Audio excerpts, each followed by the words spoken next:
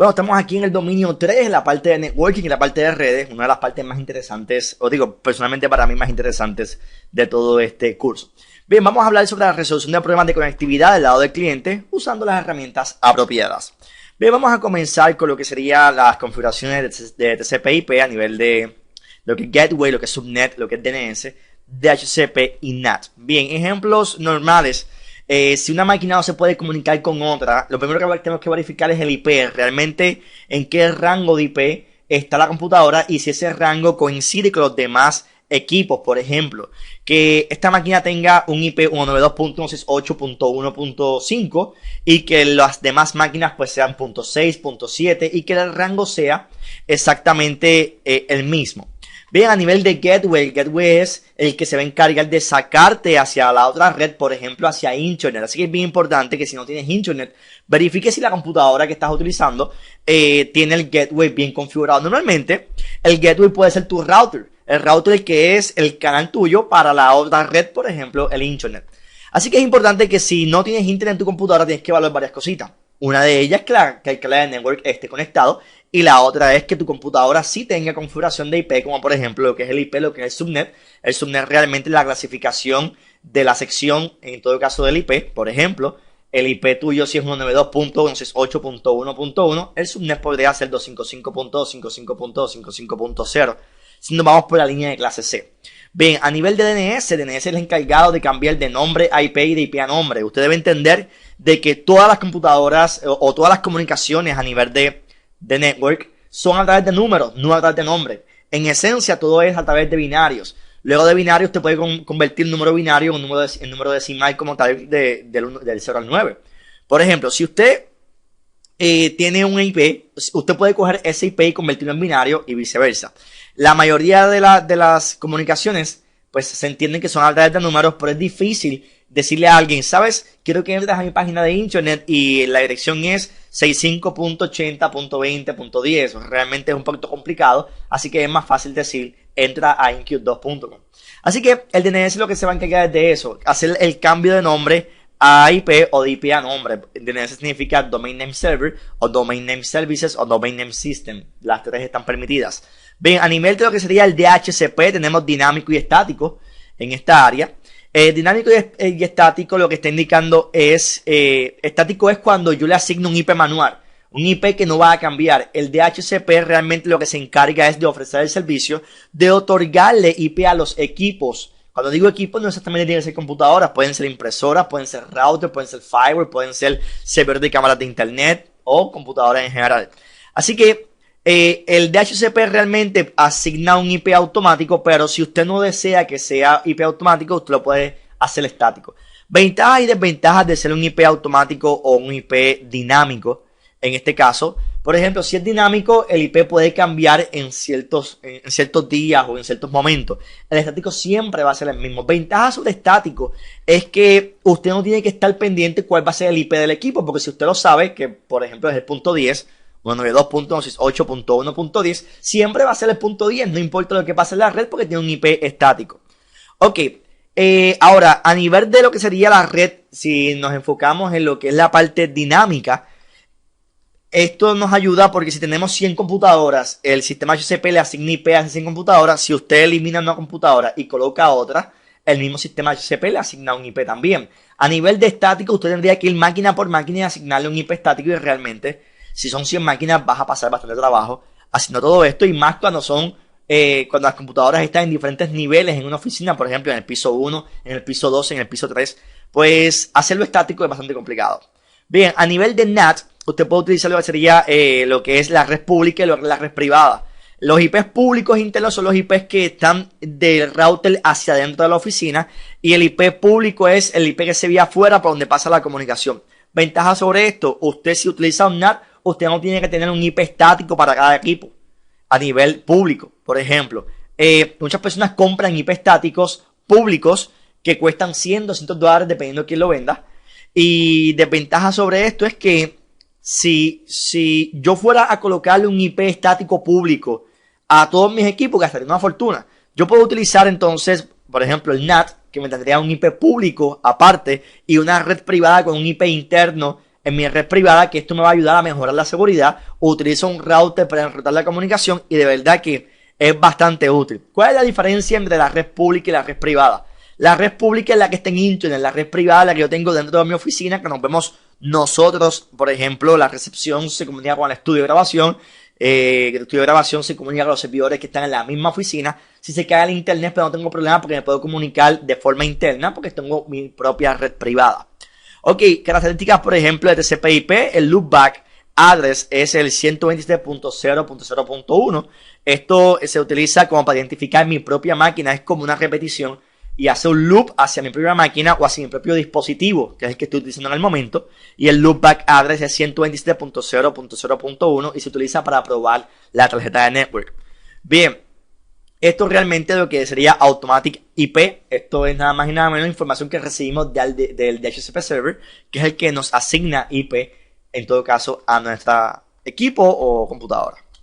Bien, vamos a hablar un poquito sobre los protocolos de email. Tenemos aquí varios, por ejemplo, tenemos el SMTP, Simple Mail Transfer Protocol. Esto realmente se utiliza para enviar email. Es el protocolo esencial que utilizamos para enviar email. Si te fijas aquí. ¿Ok? Si te fijas, mira la secuencia de esta imagen. SMTP usa este protocolo para utilizar el mail server y pasarlo a internet. Pero sin embargo, usted, si va a recibir email, puede utilizar estos dos protocolos. ¿Okay? Lo que es el POP y el IMAP. Bien, son dos protocolos que se utilizan para recibir email y el SMTP para enviar. A nivel de FTP settings, vamos a hablarte de puertos. Puerto 20, puerto 21 son los dos puertos esenciales a nivel de FTP. Siempre que usted vaya a configurar o comunicarse con un FTP server, tiene que haber una aplicación en el otro lugar, por ejemplo en el servidor, que esté esperando la conexión a nivel de FTP. El puerto es 2021, debes tenerlo configurado en el firewall que permita esa conexión para que te deje pasar. Y en todo caso, si no la tienes, debes hacer una excepción que puede ser por puerto o puede ser por programa. Existen diferentes tipos de aplicaciones de FTP. Te puedo mencionar FTP FileZilla, te puedo mencionar Qt FTP, Quad FTP. Hay diferentes aplicaciones. ¿Y para qué se utiliza el FTP? El FTP se utiliza para transferir grandes cantidades de archivos desde una computadora hacia un servidor, por ejemplo. Vamos a imaginarnos que usted tiene un servidor de páginas de internet y ese servidor está en Dallas. Usted puede hacer una prueba y comunicarse con el servidor de Dallas y utilizar un FTP client para que se conecte con el servidor y subir todos los archivos relacionados a su página de internet hacia el servidor utilizando el FTP. ¿Ok? El FTP actualmente se utiliza mucho, significa File Transfer Protocol, FTP, y es bastante útil. Ok, herramientas, vamos a hablar un poco sobre las herramientas y vamos a aprenderlas a interpretar. Tenemos varias herramientas a nivel de Command Prompt, por ejemplo, lo que es el ping, lo que es el tracer, lo que es el NS Lookup. Tenemos el netstat, netuse, net, ipconfig, telnet y ssh. Bien, te las voy a discutir y te las voy a presentar ya mismito. El ping se utiliza para verificar la conectividad de un lugar hacia otro. Por ejemplo, un dispositivo con otro dispositivo. Puedo hablarte, por ejemplo, una computadora con otra computadora, una computadora con un router, por ejemplo. Yo hago ping para saber si ese equipo está arriba o está conectado. Y si me lo responde, pues entonces puedo tomar una decisión referente a alguna situación de conectividad. El tracer lo que me hace es que me permite ver la ruta hacia donde, por donde pasa una comunicación. Por ejemplo, quiero saber el tracer hasta Google y yo puedo saber cuáles son los hubs a los cuales yo me estoy comunicando, cuáles son los nodos por donde voy pasando. Y esto me da un margen o una idea que si no puedo navegar por internet y hago un tracer, vamos a hablar de este problema. Yo estoy navegando por internet, pero se me cae la conexión en mi proveedor, porque tú puedes ver la ruta por donde pasa la comunicación. Y si me doy cuenta de que es mi proveedor, pero yo sé que no es el problema de mi red, es el problema lo tiene el proveedor. Y esto me permite a mí hacer un troubleshooting más exacto, más efectivo, y de verdad que es bastante útil. El NS Lookup me permite saber cuáles son los name servers de algún lugar en específico, por ejemplo, un dominio. El netstat me permite a mí saber cuáles son las estadísticas o conexiones concurrentes que pueda tener la máquina, y se utiliza para evaluar si hay una conexión activa. El netuse se utiliza para conectarme hacia un recurso, por ejemplo, un folder compartido. Lo que es net, espacio, slash, signo de pregunta en este caso. Pues este signo de pregunta lo que hace es help. Esto me ayuda a mí a buscar cuáles son los parámetros que puedo utilizar relacionados a un comando. ipconfig me permite a mí saber información relacionada a lo que es la configuración de IP que tiene una tarjeta de network, en todo caso, la tarjeta de network de mi computadora. Telnet y SSH. Telnet es un terminal que me permite conectarme hacia una computadora a través de comandos y puedo utilizarla siempre y cuando haya un Telnet server en el otro lado. Pero el problema que tiene Telnet es que la comunicación no es encriptada, no es segura. En SSH sigue siendo un terminal, lo único que el puerto es diferente. Por ejemplo, SSH utiliza el puerto 22, Telnet utiliza el puerto 23. En el caso de SSH es bien parecido a lo que es Telnet, lo único que entonces la información que pasa está siendo encriptada. Bien, yo lo que voy a hacer es que voy a entrar al Command Prompt para que veas estos ejercicios y veas más o menos cómo funciona.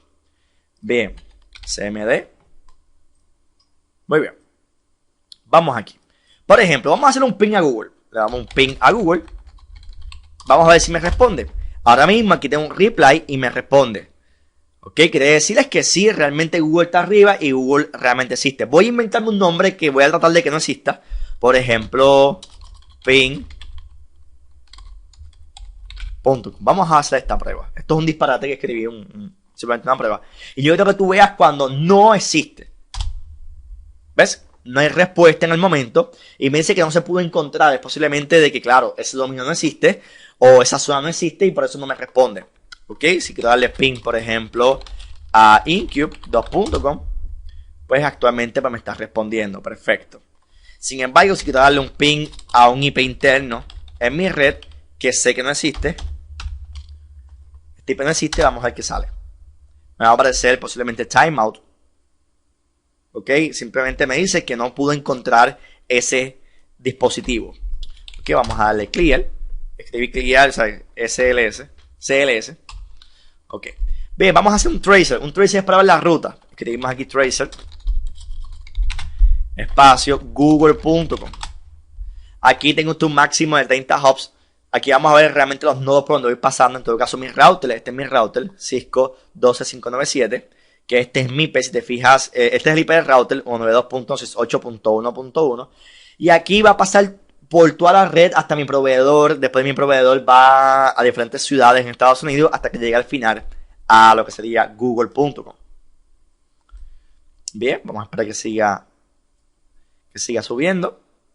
Pueden haber puntos que tengamos un timeout. Esto es sencillamente que el tiempo que el sistema se tarda para recibir la información simplemente tardó quizás más y me dio un timeout. Vamos, ese nodo no está activo en este momento. Los sistemas de routing ahora mismo a nivel mundial me permiten a mí de no haber, si no hay algo activo en este momento, pues puedo enrutar la comunicación hacia otro punto. Por ejemplo, si te fijas aquí tengo varios IPs diferentes que ves por donde yo voy pasando. Lo interesante es que navegamos por internet y esto no es algo que lo veamos. Navegamos por internet y ni nos damos cuenta que pasamos por aquí. Entonces, ¿qué es lo que quiero enseñar de aquí? Es que hay diferentes rutas y a lo mejor usted hace este ejercicio y los IP que te salen son totalmente diferentes. Aquí tengo un timeout. ¿Ok? Bien, voy a darle aquí cancel para que veas una idea. Realmente lo que quiero enseñarte es que aquí vas a poder ver las rutas por donde pasa la comunicación y esto te va a permitir saber si hay un problema de internet, en dónde es que está viendo el problema, porque tú puedes saber en dónde se puede caer la comunicación siguiendo esta información o esta tabla. ¿Ok? Vamos a darle clear. Ok, vamos a poner netstat. No, me queda nslookup.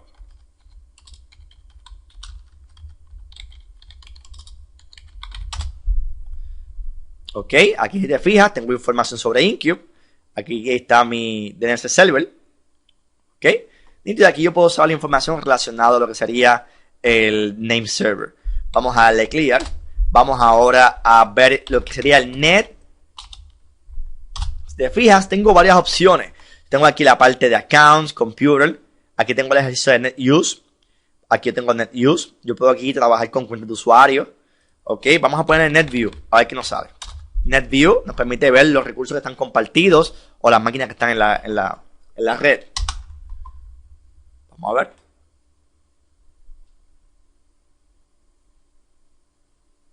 Ahora mismo pues no tengo realmente nada en la red. Vamos a esperar.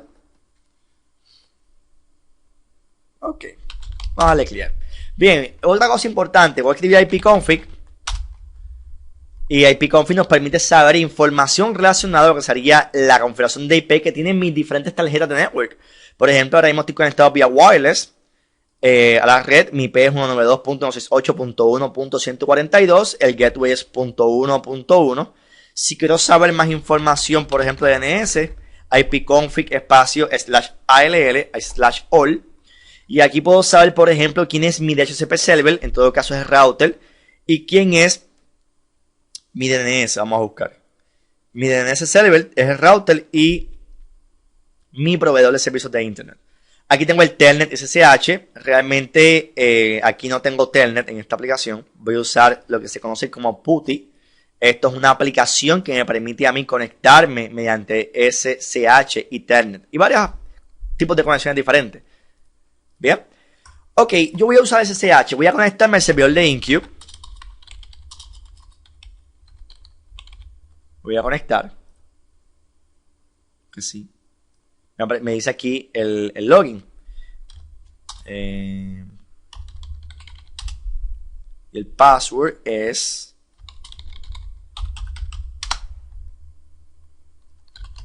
Si te fijas, aquí yo puedo tener las diferentes carpetas y toda la información relacionada al servidor. Puedo navegar por el servidor, puedo hacer configuraciones directamente desde esta consola. Y esto realmente me ayuda a manejar la estructura sin tener que tener un GUI o un interfaz gráfico. Así que es bastante útil. Este sistema que estoy corriendo ahora mismo en Incube es en Unix. Es en Linux, discúlpame. Y es bastante útil realmente hacer las configuraciones a través de un terminal. Bien. Entonces vamos a cerrar aquí. Muy bien. Ahora vamos a hablarte un poquito sobre lo que sería el OSI Layer o el OSI Model. El OSI Model realmente le da estructura a nivel de lo que pasa en la red. Y esto es por ciertas etapas o ciertas capas, en todo caso layers. Bien, aquí por ejemplo tenemos capa 1 a la capa 7. A nivel de capa 1 tenemos lo que se conoce como Physical Layer. Aquí es donde pasa todo lo que tiene que ver con señales eléctricas, por ejemplo, en los dispositivos o la red. Aquí por ejemplo, Layer 12 transmite paquetes. Ok, a nivel de Data Link. Tenemos Network Layer, que es a nivel de enrutamiento de data. Tenemos aquí lo que es el Transport Layer, enfocado más en lo que es mensajería. Aquí tenemos aquí el Section Layer. Aquí tenemos lo que es la parte de encriptación, lo que es el Presentation Layer.